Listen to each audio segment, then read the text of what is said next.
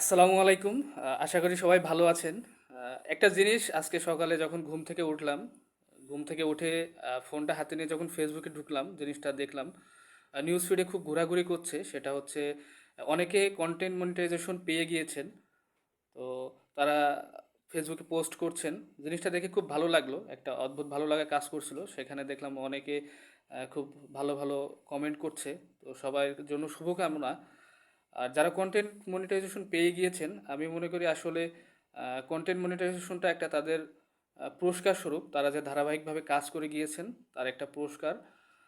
এখন তাদের চ্যালেঞ্জ হচ্ছে একটা ভালো মানের কন্টেন্ট তৈরি করে এই ফ্যান ফলোয়ার্সগুলো ধরে রাখা এবং সেখান থেকে যে আর্নিংটা আছে আর্নিংটা ধরে রাখা।